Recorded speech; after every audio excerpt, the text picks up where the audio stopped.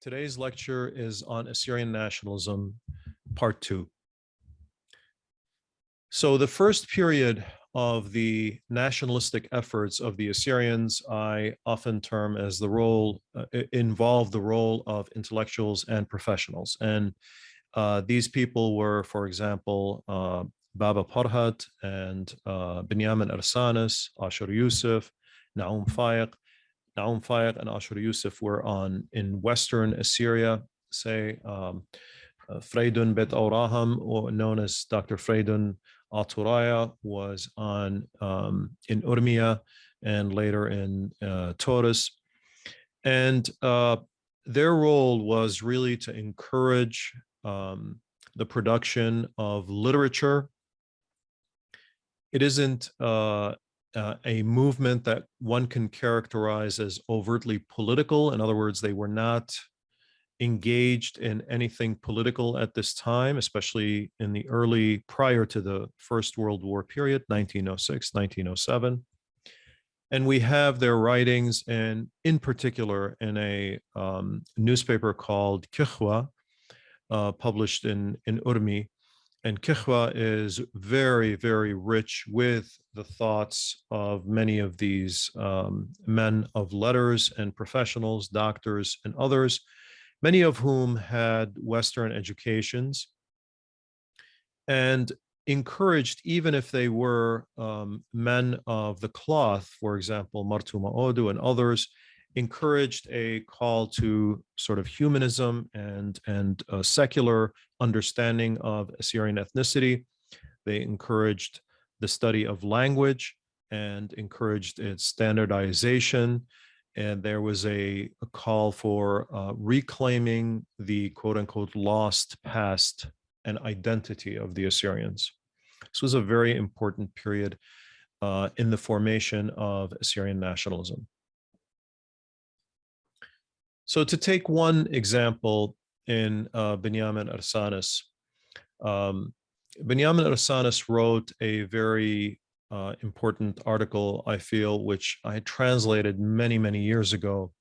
And I unfortunately don't have the entire article in translation, but the name of the article was We Are Assyrians, Akhnan Aturaya, Lewach Suriai and Chaldaya. We are Assyrians, we are not Syriacs or Chaldeans. And oftentimes when one reads this article, the impression is, well, you know, we Assyrians who are members of the Urmia and Hakkari group and Salamas and so on have nothing to do with people who are Chaldeans and Syriacs, members of the Syriac Orthodox Church. This is certainly not the intention of Benyamin Arsanis. Certainly not the intention of others who had worked with him. They had a grand vision of the Assyrian nation. And in this article, he says several things. Among them, we do not know our name and we do not strive to know. And in this way, we are uncivilized. He's very, very critical of Assyrians not knowing their history. Of course, he has been privy to a lot of publications which are coming from the West and are written by various Western authors about the Assyrians. And he is very critical of his people not striving to know. And he's also critical of them being so divided, even though he feels that we are one drop, he says. We are divided into many parts, but we are one drop in the ocean, yet we are so divided. And part of the problem here is we don't strive to know who we are. And he tells his readers in Kikhwa that we should be grateful for the discoveries of Westerners of Nineveh, Erbil, etc., and other parts of Assyria. Otherwise, we would continue with the same errors and be in darkness, Gukhishka. We now know that we have roots, as all nations do. In other words, we are claiming our past or reclaiming our past. This article was written in 1906. He says that some of us think we are descendants of Aramaeans of Syria, and that is why we call ourselves Suriae. or Suraya, but this is a big mistake. They entered Mesopotamia at a later time, and he quotes various writers, European writers specifically, that the Aramaeans had come into the land of Bitnahran, had come into the land of Mesopotamia at a later time, and were eventually pushed back. But he divides between Assyrians and Aramaeans, and he says we are not descendants of the Aramaeans. And of course, in this same Kichwa newspaper, it's interesting to see that a gentleman by the name of last name Amir Khas writes back in the next issue, just to kind of let you know that Kichwa, although it advocated for a sort of reawakening of Assyrian nationalism and a greater attention to Assyrian literature, Lishana Khata, the Neo, either Aramaic or Syriac or Assyrian, still allowed people to write counter views to Benyamin Arsanis. And so this article that Benyamin Arsanis had written is followed by someone who says, no, I disagree.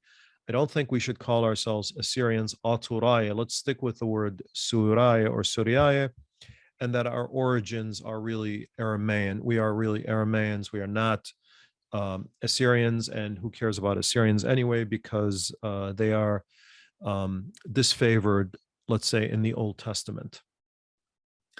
And then that article written by Amir Khas is countered by Baba Parhad, who writes in favor of Benyamin Arsanis. So there's a lot of give and take. There's debate here between various Assyrian writers, all very educated. And Baba Parhad says, we should know the difference between what a millet is, what Amranita is, a place where and he uses very sophisticated language to explain there's a difference between religion and being members of a denomination and nationality. So these are relatively new ways of thinking for the people living in Urmia and its surroundings. And Baba Parhad had been a deacon in the Church of the East. He later became a Protestant, became a doctor, and I'm going to allude to him and his family later on in this presentation. Benyamin Arsanis says, although the Aramaean language has had an effect on us, it is not ours. So he distinguishes again, and is far from the Urmi dialect, which is the true Assyrian. He says that the true Assyrian is Lishanat Urmit Aturaya. The name Syrian comes from our conversion to Christianity and its association with Syria, and taking the disparagement of the prophets of the Old Testament into consideration. In other words, sort of reinforcing what Amir Khas had said in his criticism of Benyamin Arsanis. From now on, he advocates we should take on the correct name of our ancestors, and tells us that when we had existence, ituta, when we had ituta, or strength or value, we called ourselves Assyrians. Now that we are weak and dying, we adopt this term, which really conveys ruin. He says khrava, which is Suraya. So we should change. So what this tells you is that there was a search for a stronger identity, which may be a reflection for these intellectuals of an awakened people, a more enlightened people, a people that are not divided by the various churches, because there were many who were Russian Orthodox, as he was affiliated with the Russian Orthodox Church. Some were Church of the East, others were, of course, evangelical, and this was throwing people into a very confused state, if you will, many of the intellectuals, because oftentimes we associated ourselves with our institutions, and the greatest of these institutions was the church. Now the church is fragmented. What do we have in its place? To where do we belong in terms of a collectivity? So Benyamin Arsanis and Freydun Aturaya, along with others, advocated for reclaiming the past. another intellectual in Urmia who had become a bishop in Urmia in 1892, who was born in Al-Qush from a noted family in Al-Qush, is Martuma Odu. He was interested in increasing and creating Neo-Assyrian or Neo-Syriac or Aramaic language. And he authored one of the greatest dictionaries that we have, Simtad Lishana Suriaya, in our language, and it's also in the French. It's Lingua Chaldean, dictionary of the Chaldean language. And in this dictionary, he explains that the word Suraya or Suriaya comes from Asuraya or Aturaya, and shows the transition from Aturaya to Suraya over the ages, and lays claim to the Assyrian identity, just like Benyamin, Arsanis, and others. He published a grammar of Neo-Aramaic, which is, I believe, still in use today. I've certainly used it.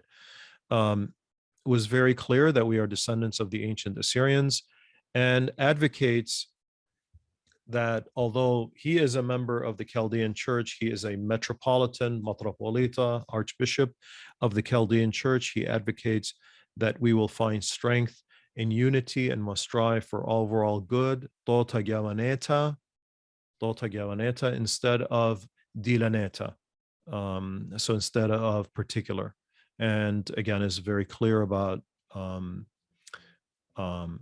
Syriac or Suraya comes from Aturaya. Now, all of these intellectuals stood for, if we can kind of group them together, a humanism or a secularism, which required a national literature, a new faith, if you will, one that rose above the sectarian or denominational divisions of the Assyrian nation during these times, a time of fractured identities, if you will, among the Assyrians. There was reliance on the greatness of Assyrian Christian literature. So even though we're talking about a humanism, we're talking about secularism, there's no abandonment of the Assyrian Christian past. So the literature and the accomplishments of the forefathers. For example, Benyamin Arsanis writes about Qayimtat Aturaya Chin, which is the Assyrian monument in China, or what's called the Nestorian monument in China. This is, of course, a church effort. It's a church monument, but nevertheless, in his understanding of his nation, Benyamin Arsanis incorporates the religious efforts into the national efforts, and so makes us understand that this was part of an Assyrian movement, not simply the Church of the East on its own, that Assyrians can lay claim to this type of accomplishment. Education is critical, and as is including language, knowledge, science, imagination, and character for many of these intellectuals. And they not only wrote in this very popular magazine, Kikhwa, or newspaper, excuse me, Kikhwa, they also wrote towards the end of Zarir al-Bahra, which is an Assyrian newspaper that was published by American missionary, or with the aid of American missionaries from the 1838 or 1842, if I'm not mistaken. Later on in the 1890s, even Zarir al-Bahra begins to talk about Umta Surieta or Umta Sureta, and talks about the origins of the Suraya as from Aturaya. So there is a general movement that's growing and becoming popular. It's nascent, it's beginning in Urmia among many of the intellectuals, including members of the Chaldean Church, such as Martuma Odu, for example, who was the metropolitan of Urmi for the Chaldean Church. And there's a quote from Martuma Odu. We too, Suraya, descend from the Assyrians. We are children of the Assyrians or Ashur. We have preserved until today the language of our ancestors. Takes a great deal of pride in the language of his ancestors.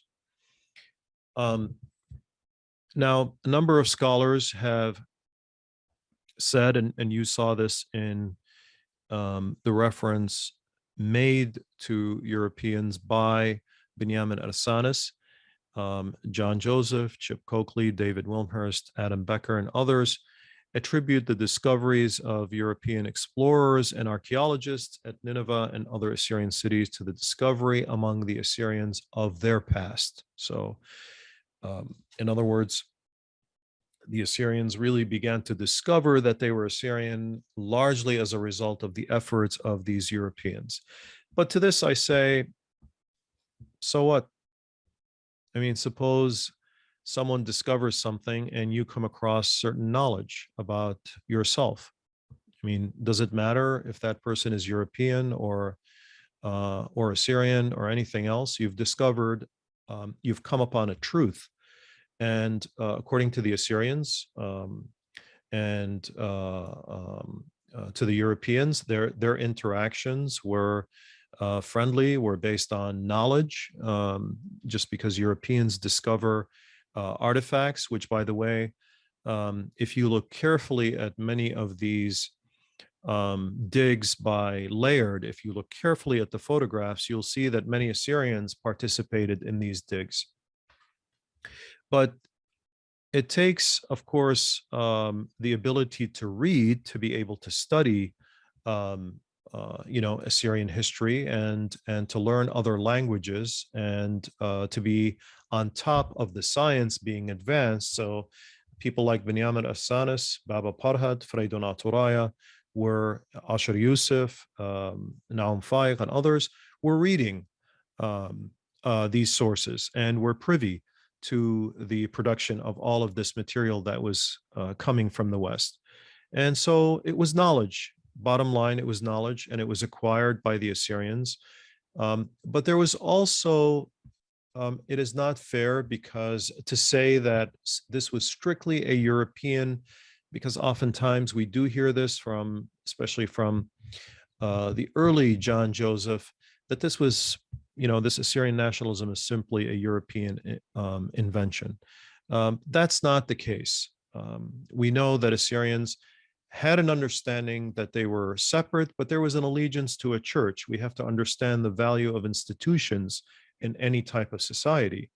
And the church focused on matters of faith. And this was encouraged by the political structure within the Ottoman Empire and even the Qajar Empire. And so people really aligned themselves. Now, on one level, they could align themselves tribally or according to village identity and so on, city identity. Nationalism as such had not really arisen throughout these areas until a later time. So if the Assyrians discovered, that there are these ruins, there are these cities, and laid claim to them, that's not really that's not really an a reduction in any way of their knowledge as to their past. That simply says that somebody discovered something and others believed in it. So this is not really to say that there was an invention here. Now, Benyamin Arsanis and Baba Parhad and Freydun Aturaya created the Assyrian Socialist Party, something we know very little about. Now, Freydun Aturaya, after, and Benyamin Arsanis, after the First World War I period, communicated with Baba Parhad, who lived in Iraq.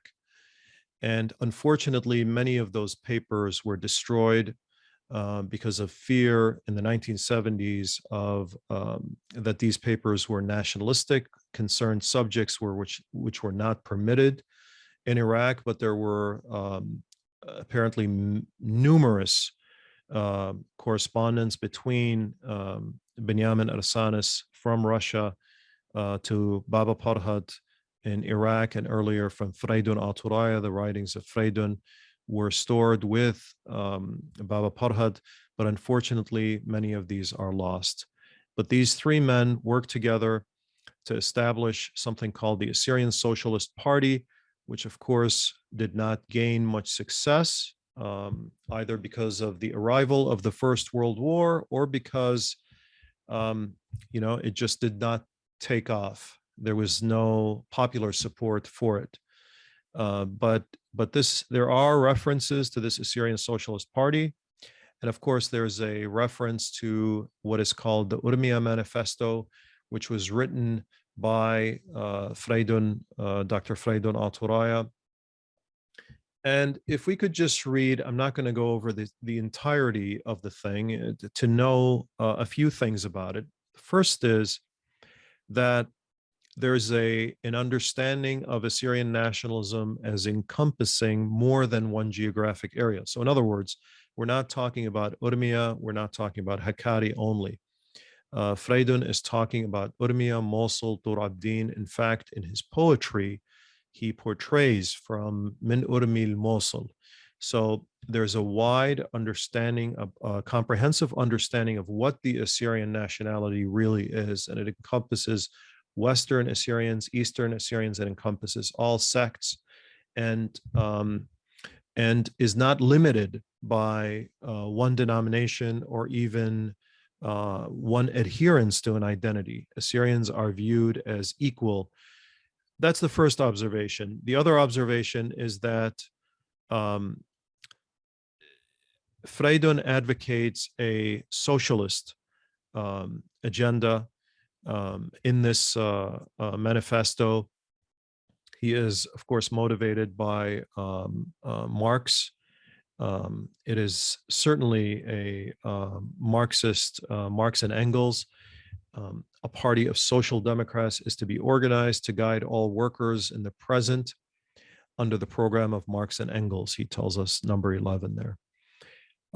But the goal here was to create a united Urmian manifesto of the unification and the union of free Assyria. And this free Assyria was supposed to be allied to Russia, with a great and free Russia in trade, industry, and military relations, so as to be a union with them, much like the Armenians were hoping to form. We have to remember that the force in the area that was attractive, that countered the Ottoman power, was Russia. And of course, to the great dismay of the Assyrians, Russia fell, and there was absolutely no interest in anything like this on the part of the Bolsheviks later.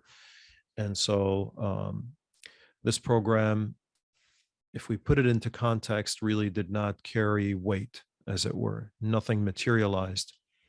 This was largely theoretical, I could say academic exercise that didn't really yield any political result on the ground. And Freydun tells us, quote, there are two primary goals in the projects of awakening. One is to learn the history of our nation, and the other is to see the indignities of our nation. And what he meant to say here is that, like Benyamin Arsanis, he valued the understanding of history. All of the intellectuals during this period stressed a deep understanding of history. All of us should know the same history, standardizing language, which was very important, maintaining identity, in other words, and then seeing to it that the indignities that our nation suffers are somehow reversed. Unfortunately, Dr. Freydun was arrested in 1924, and he is said to be poisoned in prison in 1926 in Russia. As for Baba Parhad, he came to Iraq And here he's seen in Iraq with his sons, Dr. Malcolm Parhad to the left, Dr. Skender Parhad. Dr. Malcolm Parhad came to the United States in the 1950s and was a very prominent neurosurgeon in Boston College, had taken a great deal of pride in his heritage and was, prior to his death, preparing to give a lecture on Assyrians and medicine. And his daughter told me that that lecture is somewhere, that prepared lecture is somewhere, and she has vowed to find it somewhere, but unfortunately, we haven't come across it. Next to him is Dr. Skender Parhad, and then Dr. Ashur Parhad, and to the right is Dr. Luther Parhad, and of course in the middle is Dr. Baba Parhad, the father.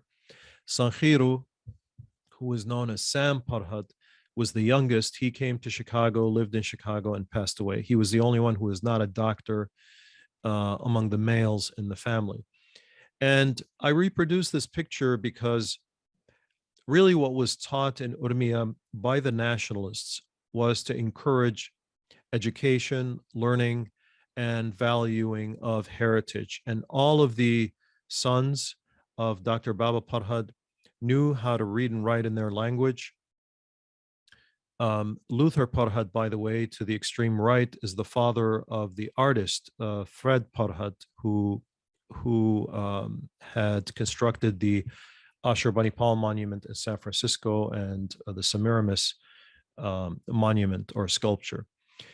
So there was a great deal of concern about maintaining culture and heritage, back to step one, as it were, but not really any political program. And as we'll see, as the tensions build in Iraq in the 1930s, where Dr. Baba Parhad is, there is a fear that relying on the British may bring danger. That's the position that he took. And he disagreed with Marshamun and Surma Khanum, with whom he had relations.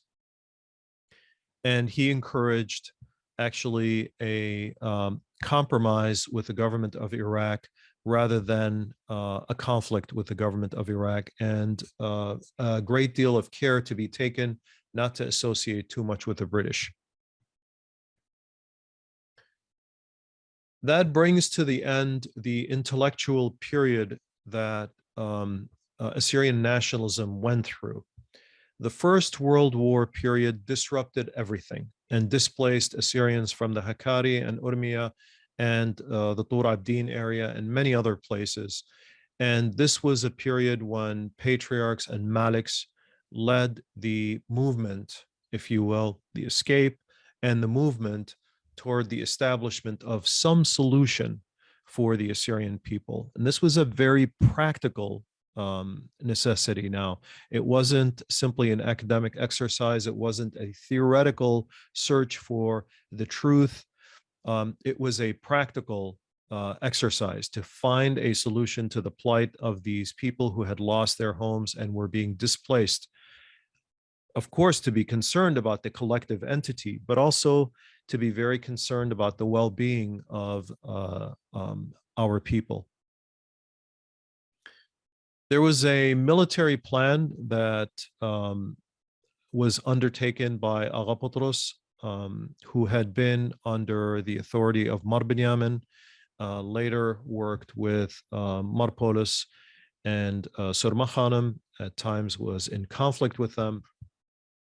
But he led a force under the supervision of Sir Arnold Wilson after the Assyrians had, from the Hakkari and Urmia, had gone into Iraq, an attempt to take over the Hakkari and the Urmia area again, to reclaim them. The hope was that the British would eventually support this. And there was a widespread support for this, according to certain people who were observers in the area. And Stafford says that it was interesting to observe how rapidly the Assyrians picked up the new ideas which had just after the war deluded so many people in an exhausted world. Their hopes of reviving the ancient Assyrian Empire, I'd say a slight exaggeration here, more than slight, rose high, and as the days passed, their claims grew more and more expansive. Actually, the accurate thing to say during this period is that the Assyrians were desperate to find some solution. They had lost their homes, they had lost their villages, their churches, they had lost 2/3 perhaps of their number during the First World War period, and were trying to find some solution, hoping that their brethren, Western brethren, the Assyrians, the British and others, Westerners, would support them. However, this unfortunately failed. And Agapotros tried with the 8,000 or so Assyrian troops in 1920. The plan was to initiate the march in May, when it was permissible in the mountains in May, but it didn't really start until October. Now the snows had come in the mountains, and although Kurdish resistance was overcome by the Assyrians marching in these areas, this force was well disciplined. Unfortunately, a conflict arose between the Assyrian mountaineers and the Assyrian plains people of Urmia, more specifically between Agapotros and Malik Khoshaba. And the Tiari and the Tkhuma left this force and went to their mountains, because the plan called for first going to Urmia and then going to the Hakkari. Really, it was driven by the weather. Unfortunately, it didn't work and the expedition failed, and Agapotros came back with his troops as a broken man. And although he tried to do something in the future, he died at a very young age, by the way, in his 50s. There was an attempt across the ocean to try to do something, and in Europe, the Assyrians in the United States tried to, when they heard of the Paris Peace Conference, to try to do something where 27 nations came. According to John Joseph, the Assyrians at this conference had exaggerated demands, and there's some truth to that, of course, because the understanding of the Assyrians was that simply, without much economic support, without much military support on the ground, without much political influence, they could, with petitions, sway the great powers. And of course, the great powers, having suffered great losses, were in no mood really to offer something to the Assyrians that, and even though they were as united as they could be, one of them was the bishop, Mara Afram Barsum of the Syriac Orthodox Church, who talked a great deal about Assyria, bringing back Assyria. And then later, of course, he changes his mind. He becomes a supporter of Arabs. He's called by Arabs Qas al-Zaman or Qas al-Aruba, which is the priest of Arabism, and turns against Assyrian nationalism. And in the words of Abraham Yusuf, who is known as Major or Captain at times, A.K. Yusuf, it has been my wish to see Assyrians all united under one flag, under one home, under one purpose, and work for the salvation of our nation, regardless of personal benefits and personal ambitions. Presenting a petition does not accomplish a great thing. As one delegate told me, your people give many claims and petitions. End of quote. This is him writing and informing people in the United States when he was in Paris. They really had high hopes that something would be achieved, but those hopes were dashed when Western powers took very little interest and considered the Assyrians irrelevant to their negotiations and to their claims, because there was no violent veto power that the Assyrians had, for example, nor any kind of economic veto power. In other words, they're, as A.K. Yusuf tells us, simply handed petitions, and there was really not much more they could do. Hopes were raised high that something might be accomplished, but this was really based on the goodwill of various Western powers, which, of course, as we know, did not materialize. So to conclude, to understand the process of Assyrian nationalism that we studied in the past two classes now, it's the product of social, political, and economic change. But the idea of it in some form must be previously articulated, according to Gellner and others. Gellner is a theorist, of course. It cannot merely arise from a set of given conditions, as, for example, we said, the arrival of industrialization, the fragmentation of society, and so on, if it is undetected and unheard of previously. That nationalism did originate in Europe as a result of the arrival of industrialism, which led to the disintegration of traditional structures and subsequent creation of new structures.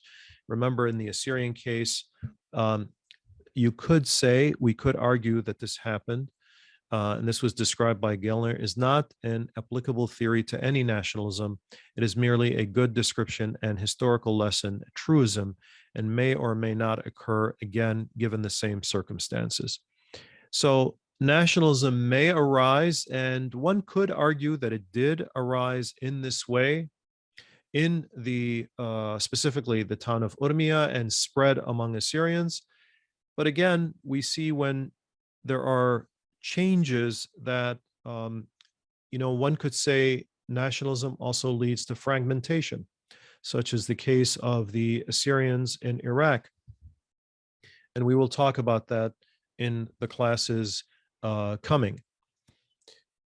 Now, a very significant person, which we will talk about more in other classes, is Eshai Shimun, who was ordained patriarch in 1920, succeeding his uncle Polis Shimun, who died within a year or so after the death of Benyamin Shimun, who was assassinated by Simcoe. Eshai Shimun was educated in England. He was exiled from Iraq in 1933 to Cyprus. In 1940, he relocated to Chicago and then to California. He is a significant figure because he became the de facto head of the Assyrian nationalist movement just before the Semele massacre, and in 1931 presented demands that hark back to the formation of Assyrian nationalism in Urmia 30 years earlier. So what are the demands? That the Assyrians by Iraq should be recognized as a nation domiciled in Iraq, and not merely as an Iraqi religious community. This is very important because Shimun is claiming secular power in addition to religious power. That the Hakkari, Sanjak, and Turkey, where some of the Assyrians formerly lived, should be annexed to Iraq and its villages restored to the Assyrians. That if this could not be done, a national home should be found for the Assyrians, which should be open to all the Assyrians scattered in Iraq and all other ex-Ottoman Assyrians from all over the world. That this new home should be arranged to include the whole of the Ahmadiyya district and the adjacent parts of Zakho, Duhok, Aqra districts, and that it should be made into a sub-liwa, or a sub-governorate, if you will, or a sub-state, smaller state, under the Mosul liwa with its headquarters in Duhok, under an Arab mutsarraf and a British advisor. Iraq was still under a mandate. That existing settlement arrangements should be wholly revised by a committee provided with adequate funds, and that the land chosen for the Assyrian settlement should be registered in their names as their own property. Now, this happened many years later, but these types of registrations took place in the 1950s, many years later, 1958 in the case of Nala, for example, that preferences should be given to Assyrians in the selection of officials for this sub-liwa. These were Assyrian demands.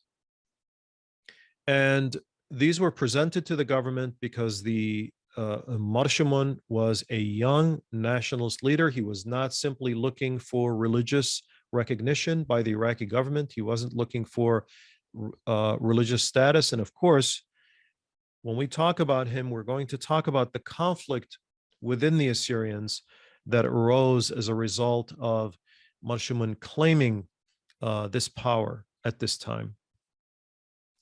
Marshamun's demands on behalf of the Assyrians were rejected by King Faisal and especially others around him. He had good rapport with Chaldean and Syriac Orthodox hierarchy. He visited Marshamun and sought to dissuade him from continuing to internationalize the Assyrian question and to seek a solution with Iraq. And he was supported in this, he being the king, by people like Malik Khoshaba and Baba Parhad, who felt that making a deal with the Iraqi government is going to work out better than relying on the British. Now, John Joseph tells us, other sects of Assyrians, such as the Syriac Orthodox and the Chaldean Church, did not do what the Assyrians or the Church of the East's leader and the leader of the Assyrian movement did. The leaders of both of these two sects very early realized they could not depend on the goodwill of European Christians, in quote marks there. Unlike the Assyrian leadership in Iraq, the Arabic-speaking Jacobite, Syrian Catholic, and Chaldean leaders proclaimed their unity and loyalty with the Iraqi government, emphasizing that they claimed no temporal power for themselves. So this idea of the patriarch having secular power was rejected by the other patriarchs of the different sects of Assyrians.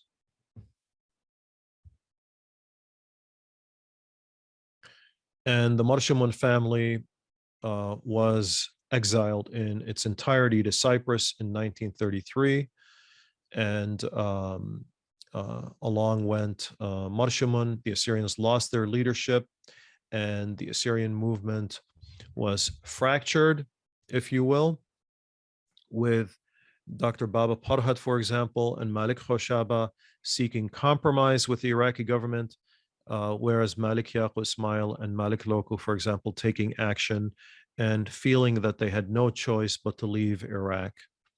And so they left, and the subsequent tension created by the departure and the conflict with the Iraqi army led to the massacre in Semele, which we will focus on in the next class.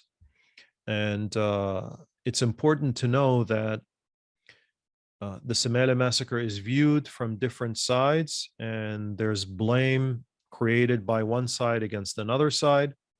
But the truth is, it was a horrible massacre of Assyrians, innocent Assyrians. This is an uncontested fact that thousands of Assyrians, hundreds in the village of Semele itself, but others in the surrounding areas, were killed. And Kurdish tribes were encouraged by the government to loot and to kill other Assyrians, as were, believe it or not, Yazidis as well. And around Semele, Kurds and Yazidis raided Assyrian villages in Sheikhan and Ahmedia in an effort really to eradicate the Assyrians, as encouraged by the government. More than 60 Assyrian villages were looted. It's one of the most horrible events of the Assyrians, one that Iraq could mark as the first time in its history that it massacred its own people. The third period in the Assyrian nationalism, I'll speak briefly as to this, was the end of the Assyrian question because of the occurrence of Semele and the repression that followed and the great deal of fear and terror that gripped the Assyrian people during this time, and the movements um, uh, sliding into kind of an underground status from now on, and the beginning of the movement being taken over by the diaspora. So one of the impacts of the Semele massacre was, I referred earlier to Mar Afram Barsum, who was an advocate of the Assyrian cause, who wanted to see the creation of an Assyria, that after the Semele massacre, Mar Afram Barsum turned completely against any desire to have this type of solution, largely as a result of fear. And he tells us the Assyrian name is an English Protestant invention going back to 1900 AD. It was bequeathed to the Nestorians in the regions of Mosul in 1918. In other words, he justifies that this is not our name. We don't want anything to do with it. But really what he's saying is we don't want anything to do with these people who became victims of the massacre, because he tells us the sufferings of the Nestorians have endured are as a result of their nationalism. And if Jacobites wish to avoid the same fate, they should disassociate themselves from Assyrian nationalistic activity. He's not saying we are a separate nation. He is saying disassociate yourself from Assyrian nationalism because it is a dangerous thing. Now, secret societies still formed. The Assyrian nationalism that arose in Urmia, about 50 years earlier, in the form of Khet Khet Alab and other movements, continued to thrive among Assyrians, but secretly. A group handed American diplomats in Iraq in 1945 a petition entitled The Assyrian Problem. It was similar to other petitions in that it sought recognition and then appealed to the West, again, appealing to the West, in this case, the US, for various forms of political assistance. And they asked, quote, that we may be considered a separate and distinct people, a nation which joined the Allies in both wars and made great sacrifices, losing its political autonomous status. This still is a call made by many Assyrians to the great powers. Please help us because we did all of these good things. We were the allies. We suffered a lot, and you are Western Christian powers that understand and value Christianity in the Middle East. Help us. None of the policies of the great powers, it is important to remember, coincide with these wishes. None of them. And in 1948, Mar Eshai Shimun, who had been although a religious leader, a patriarch of the Church of the East, had also been a religious leader in 1948, he relinquished his role as a nationalistic leader and attempted to form good relations with the nations of Iraq, Iran, and other countries. And he began visiting in the 1960s and later in 1970, a very historic visit to Iraq. And many people attribute this visit to an attempt to try to do something. The record does not bear out that there was an attempt to create some kind of an entity.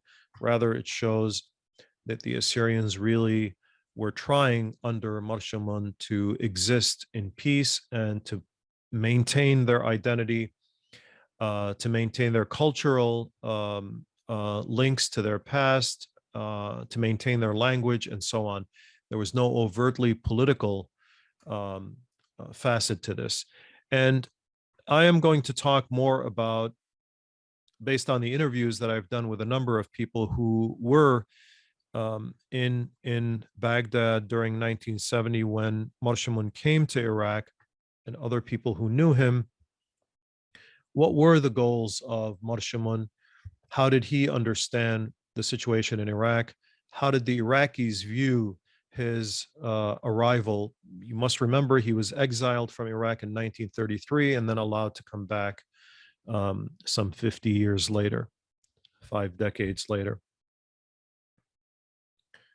I'm going to end on this note, that to show that Assyrian nationalism lived on in the hearts and minds of its people in the various sects, despite the warnings of Patriarch Mar Afram Barsum. This is a quote from David Perley, who is an Assyrian attorney in the United States and an advocate of Assyrian nationalism and an advocate of Assyrian oneness. One's being an Assyrian is a synthesis of heritage, religion, and culture, an emotional consciousness that transcends all diversities, theological, demographic, and otherwise. To be an Assyrian is to feel the past is my heritage. I shall not forget it. The present, my responsibility. The future, my challenge. Exactly as advocated by Freydun Aturaya in the Urmia of prior to the First World War.